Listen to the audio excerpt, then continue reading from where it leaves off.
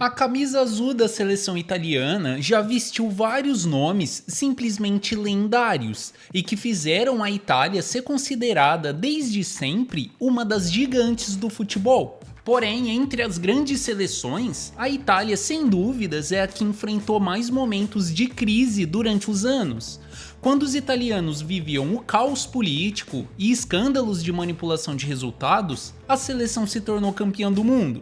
E ironicamente, quando viviam o auge da Liga Nacional e tinham uma das melhores gerações da história, os italianos não venceram nada e viveram várias grandes decepções.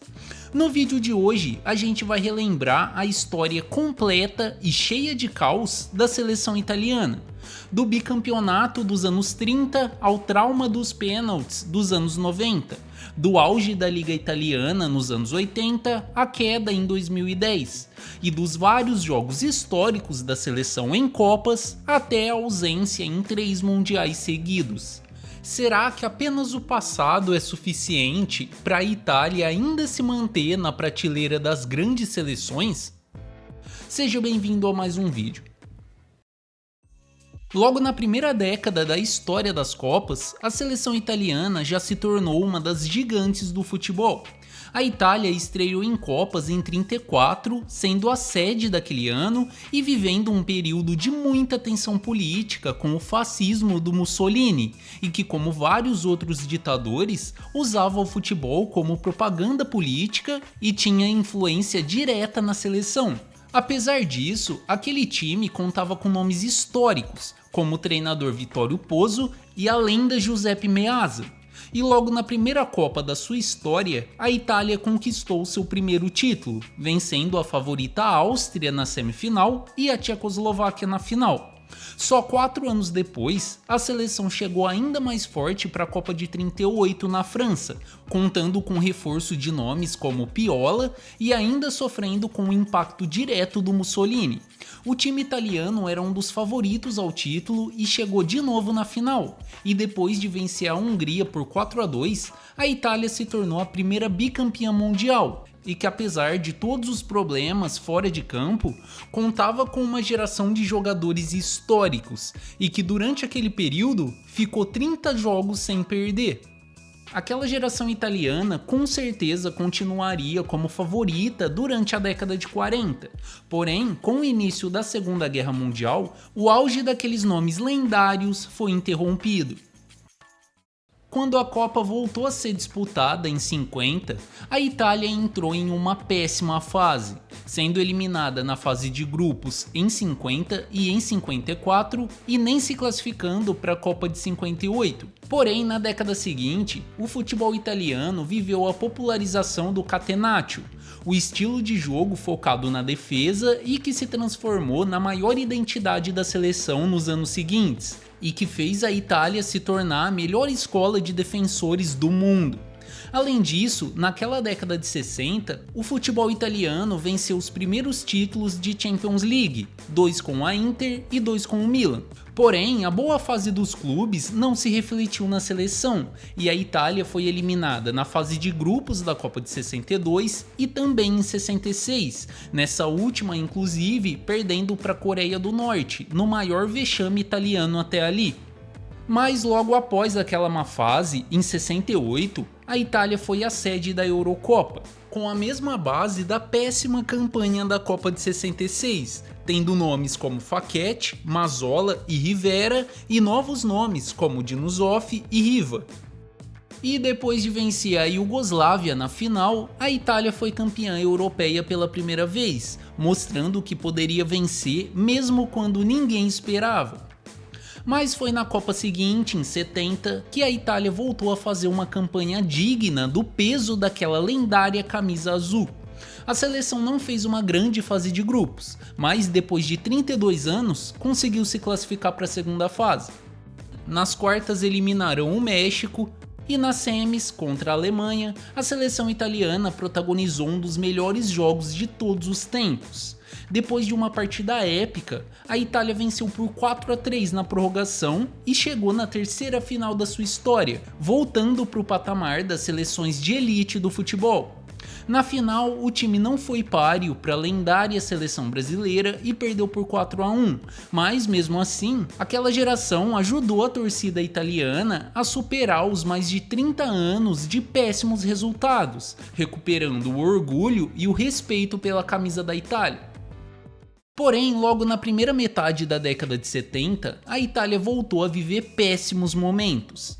Não se classificou para a Euro de 72, foi eliminada na primeira fase da Copa de 74 e não se classificou para a Euro de 76. Mas na Copa de 78, a seleção voltou a jogar em um bom nível e se classificou em primeiro lugar no grupo mais difícil da primeira fase, vencendo inclusive a dona da casa e futura campeã Argentina por 1-0. Aquela seleção contava com nomes que seriam históricos no futuro, como o Dino Zoff, que já tinha sido campeão da Euro de 68, o Gaetano Scirea, o Gentili e o Marco Tardelli, além da futura lenda Paulo Rossi.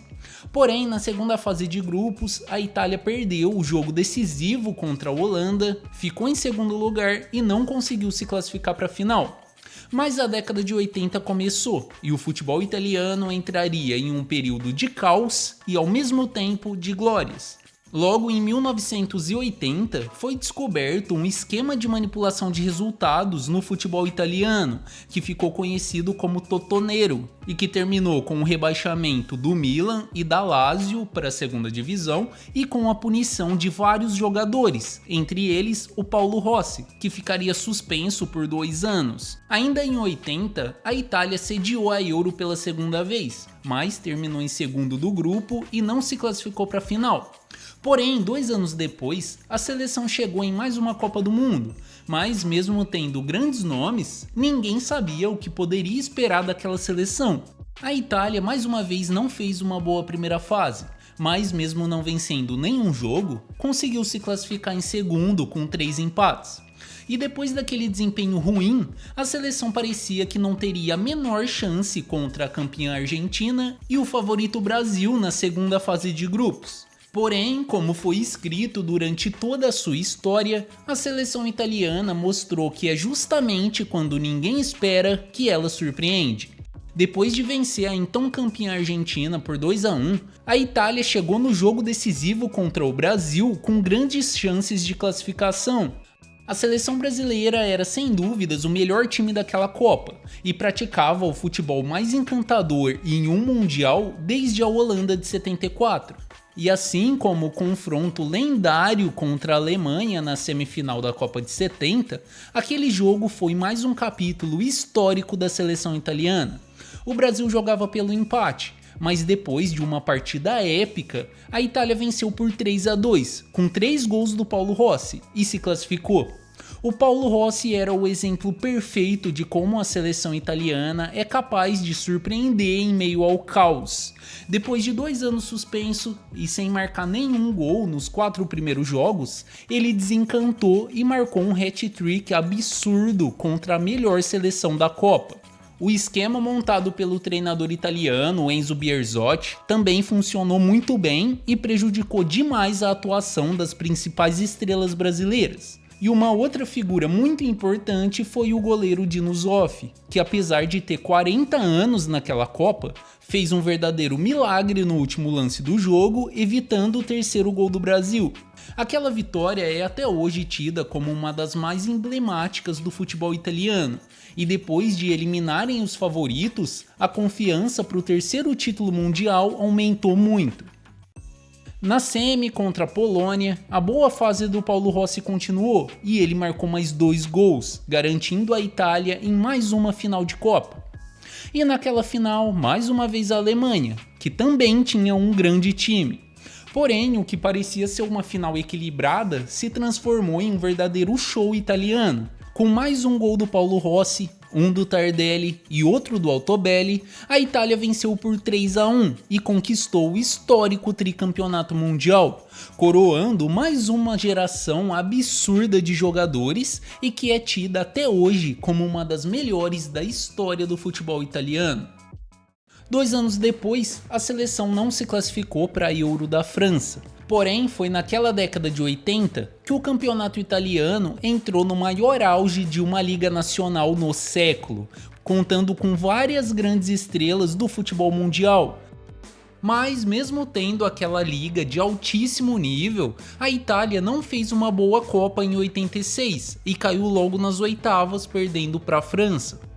2 anos depois, a seleção italiana voltou a disputar uma Eurocopa e passou a contar com mais uma nova grande geração de jogadores e uma dupla de defensores que se tornaria lendária, com Franco Baresi e Paolo Maldini. O time se classificou em segundo, mas caiu nas semis, perdendo para a União Soviética.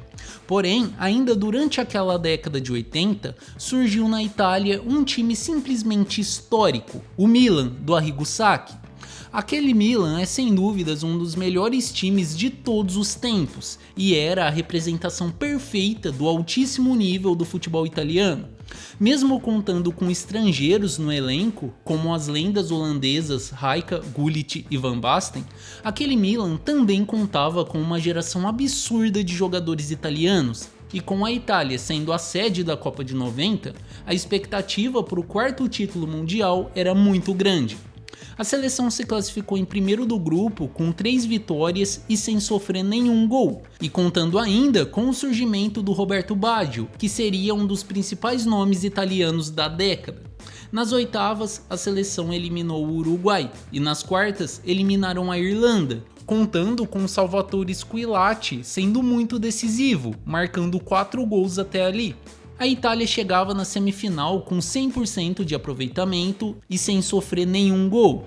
Porém, a adversária seria a então campeã Argentina, que contava com o Maradona, que era uma estrela do Napoli. E com o jogo acontecendo em Nápoles, a Itália assistiu boa parte da sua própria torcida apoiando a Argentina, e principalmente o Maradona. Depois do empate em 1-1, a seleção viveria pela primeira vez o pesadelo dos pênaltis, um trauma que acompanharia a seleção por toda a década e marcaria para sempre aquela geração. Naquela Copa, o carrasco italiano foi o goleiro Goicoechea, que defendeu 2 cobranças, e mesmo jogando em casa, a seleção italiana não conseguiu chegar na final. 2 anos depois da decepção da Copa em casa, a Itália não se classificou para a Euro da Suécia. Porém, a seleção conseguiu se classificar para a Copa do Mundo de 94 com um time ainda melhor do que o da Copa de 90. Mas assim como aconteceu em outras Copas, a Itália não encantou nos primeiros jogos e se classificou apenas em 3º lugar do grupo. Porém, na segunda fase, a seleção começou a contar com grandes atuações do Roberto Baggio, que era o melhor jogador do mundo na época e que se tornou o principal nome daquele time. Logo nas oitavas, ele marcou 2 gols na vitória de virada contra a Nigéria, nas quartas marcou mais um na vitória contra a Espanha e nas semis marcou mais 2 contra a Bulgária. A Itália voltava para a final da Copa depois de 12 anos, para encarar mais uma vez o Brasil, e sem dúvidas contava com um dos melhores elencos do mundo. Porém, mesmo com vários nomes de peso em campo, o jogo ficou no 0-0, e mais uma vez a Itália viveria a tensão dos pênaltis. Assim como tinha acontecido na Copa de 90, a seleção italiana perdeu, e daquela vez com a histórica última cobrança perdida pelo Baggio, que se tornou uma das imagens mais marcantes da história dos mundiais. Durante aquela década de 90, a Liga Italiana continuava sendo a melhor do mundo e continuava recebendo as maiores estrelas do planeta. Em 96, a Itália se classificou para a Euro da Inglaterra, mas não foi bem e caiu na primeira fase. Porém, a seleção chegou forte para a Copa de 98, com uma nova geração surgindo, como os defensores Cannavaro e Nesta e os atacantes Del Piero e Inzaghi. A seleção se classificou em primeiro lugar do grupo e depois de eliminar a Noruega nas oitavas, chegou para encarar a dona da casa França nas quartas. Porém, depois de mais um empate, veio mais uma decisão por pênaltis e mais uma derrota italiana. Se em 90 o carrasco tinha sido Goicoechea, em 98 foi a vez do Barthez interromper o sonho italiano, e aquela grande geração dos anos 90 se aposentava da seleção sem conquistar nenhum título. Mas um novo século se iniciou. O campeonato italiano continuava em altíssimo nível, e mais uma grande geração começava a se formar. Para a Euro 2000, a Itália contou com a chegada do Zambrotta para a defesa e com o Francesco Totti para o ataque. A seleção italiana continuava tendo um elenco fortíssimo e fez uma excelente primeira fase, vencendo os 3 jogos. E depois de eliminar a Romênia nas quartas, o time italiano voltou para uma semifinal de Euro para enfrentar a Holanda, que jogava em casa e também tinha um timaço. Logo no primeiro tempo, a Itália ficou com um jogador a menos depois da expulsão do Zambrotta. Mesmo assim, o time segurou o 0-0, contando com uma defesa lendária que contava com Cannavaro, Nesta e Maldini. E mais uma vez, a Itália viveria o pesadelo dos pênaltis. Porém, daquela vez, o destino da seleção foi diferente. Contando com uma atuação histórica do goleiro Toldo, a Itália superou seus traumas e venceu por 3-1, voltando para a final da Euro depois de 32 anos e com muita expectativa para o bicampeonato europeu. O dia da final chegou e a adversária foi a campeã mundial França, que era a melhor seleção do mundo e tinha o melhor jogador do mundo, Zidane. As duas seleções jogavam um futebol de altíssimo nível, e foi a Itália quem abriu o placar com o Del Vecchio logo no começo do segundo tempo. Aquele gol deixou a Itália muito perto do bicampeonato europeu, um título para coroar aquela geração histórica e que seria muito merecido depois de uma campanha praticamente perfeita. Porém, no minuto 90, o Wiltord empatou para a França, num dos lances mais traumáticos que já aconteceram no futebol italiano. E para piorar, no minuto 103, o Trezeguet marcou o gol de ouro e garantiu o título para a França, em mais uma derrota traumática que aqueles grandes nomes viveram com a camisa da seleção. Porém, mais uma Copa chegou em 2002 e a expectativa italiana continuava alta, com a seleção se mantendo como um dos melhores elencos do mundo. Naquele ano chegaram reforços como o Gattuso, por exemplo, mas além dele, a Itália teve o reforço daquele que seria tido por muitos como o melhor goleiro da história do futebol. O Buffon já jogava em um altíssimo nível durante a década de 90, com a camisa do Parma. Já tinha feito parte da seleção na Copa de 98 e tinha ficado de fora da Euro 2000 por conta de lesão.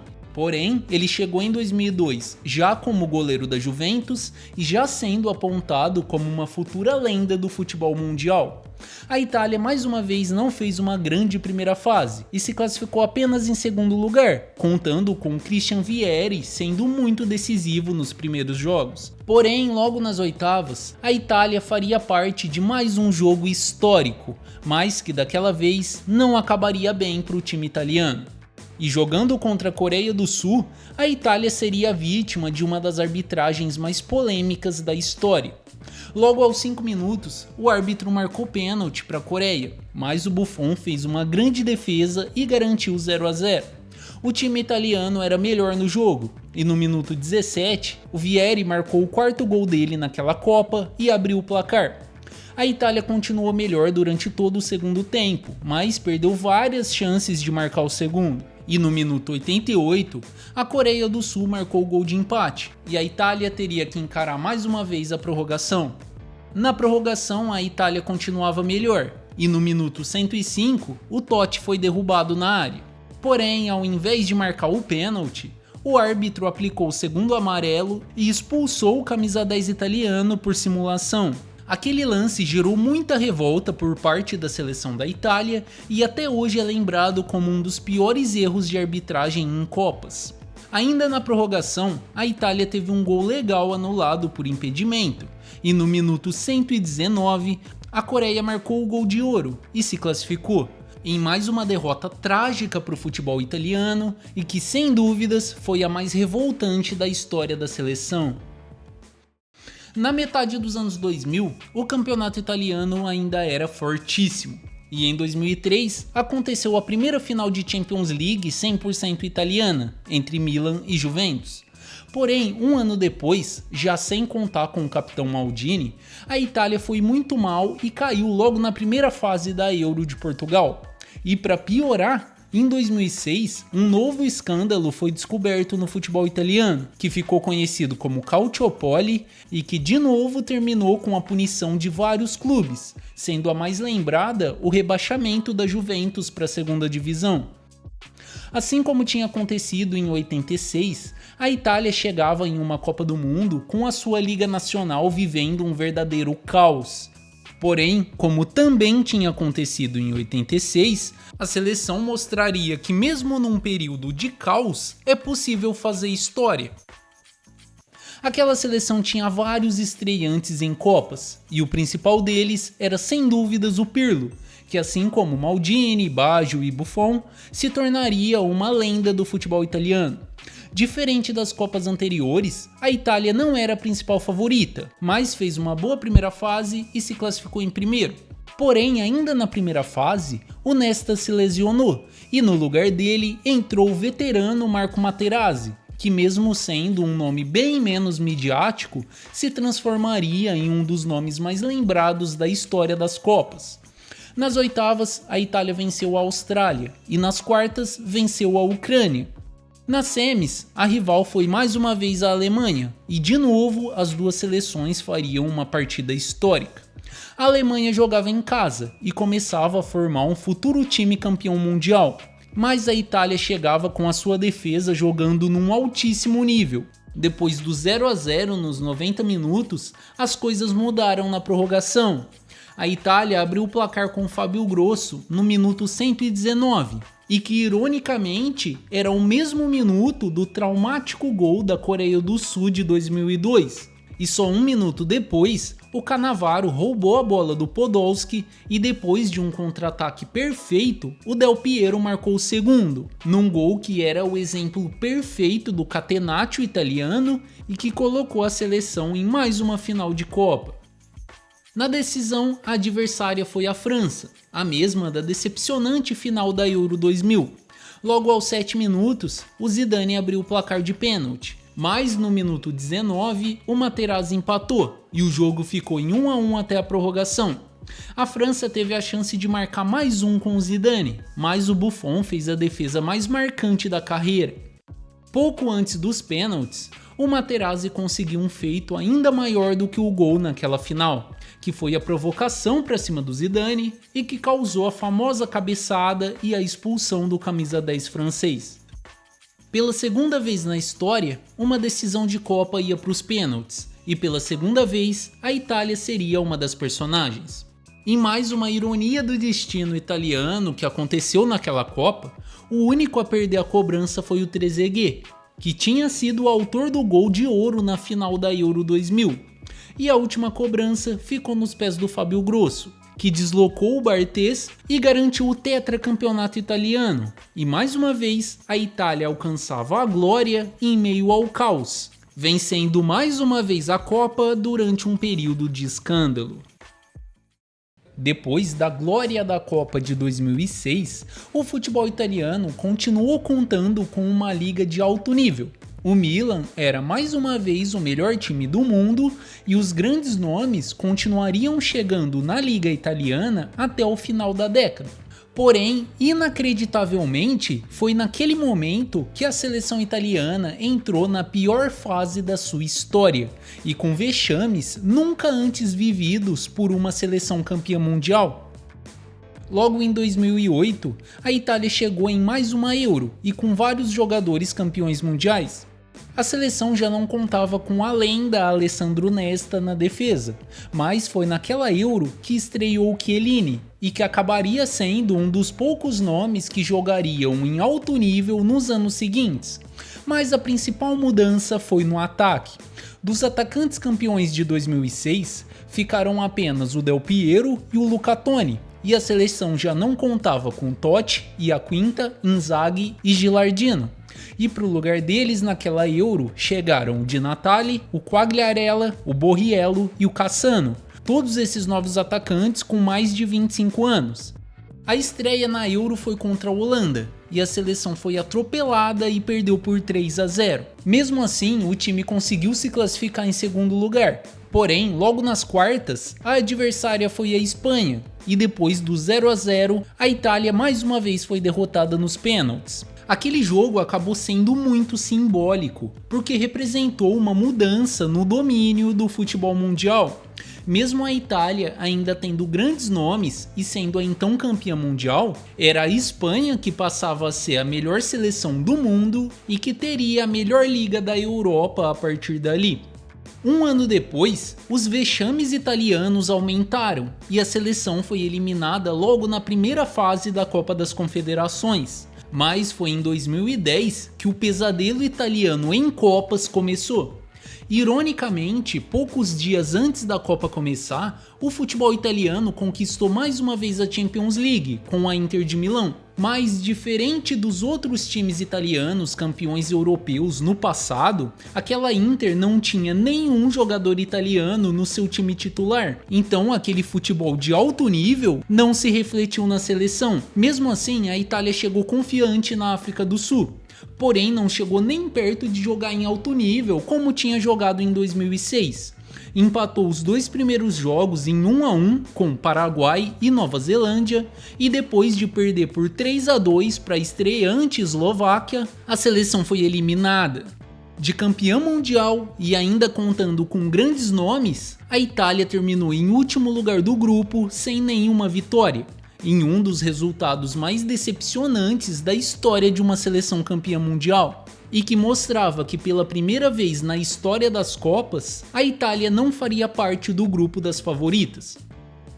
Passado o vexame de 2010, a Itália chegou para mais uma Euro, com um time muito diferente do campeão mundial, tendo Buffon, Barzagli, De Rossi e Pirlo como remanescentes de 2006, e Bonucci, Marchisio e Balotelli como nomes da nova geração. E mais uma vez, a Itália conseguiu surpreender durante uma má fase. O time fez uma boa campanha e chegou mais uma vez na final, eliminando inclusive a favorita Alemanha nas semis. Porém, naquela final, o futebol italiano mostrou que não estava nem perto do nível das grandes seleções, e a Itália foi atropelada pela Espanha, perdendo por 4-0. Em 2013, a Itália ficou em terceiro lugar na Copa das Confederações, e mesmo fazendo alguns bons jogos, era muito claro que a seleção ainda dependia muito dos nomes mais experientes. Mesmo assim, a seleção chegou na Copa de 2014 tendo muito respeito e ainda sendo considerada uma gigante do futebol. Porém, mesmo depois de vencer a Inglaterra na estreia, o time perdeu 2 jogos e terminou em terceiro do grupo, ficando mais uma vez de fora da segunda fase. A partir dali, a Itália já não contaria com o Pirlo, que tinha sido fundamental na boa campanha da Euro de 2012 e na Copa das Confederações de 2013, e que mesmo já tendo mais de 35 anos, ainda era o melhor jogador de linha do futebol italiano. Durante aquele período, o campeonato italiano foi dominado pela Juventus, que venceu 9 Scudettos seguidos. Porém, assim como a Inter de 2010, aquela Juventus não revelou nenhuma grande nova promessa italiana. Na Euro de 2016, a Itália chegou até as quartas de final, mas parou na Alemanha. E depois de uma campanha irregular nas eliminatórias, a seleção foi eliminada na repescagem para a Suécia e ficou de fora da Copa do Mundo, no maior vexame do futebol italiano em mais de 50 anos. Era claro que mais uma vez a Itália precisava de uma renovação, e ela veio na Euro 2021, com a seleção contando com bons nomes como Donnarumma, Jorginho, o Verratti, o Chiesa, o Immobile e vários outros. E mais uma vez, a Itália surpreendeu durante um mau momento. Aquela Euro foi o primeiro campeonato que a seleção não contou com nenhum nome campeão mundial. Porém, mesmo assim, fez uma grande campanha e mais uma vez chegou na final. E depois de empatar em 1-1 com a Inglaterra, a Itália venceu nos pênaltis e foi bicampeã europeia, coroando nomes como Bonucci e Chiellini, que tinham vivido péssimos momentos com a seleção. E além deles, aquele título coroava uma excelente nova geração e que mais uma vez levava esperanças para a torcida italiana. Porém, como já tinha acontecido outras vezes na história do futebol italiano, mesmo durante um período de favoritismo, a seleção continuaria vivendo péssimos momentos. Durante aquele período, a Itália bateu o recorde de jogos invictos dentro do futebol de seleções, chegando a 37 partidas sem derrotas. Porém, inacreditavelmente, a seleção caiu de novo na repescagem para a Copa do Mundo, perdendo daquela vez para a Macedônia do Norte e ficando mais uma vez de fora do Mundial.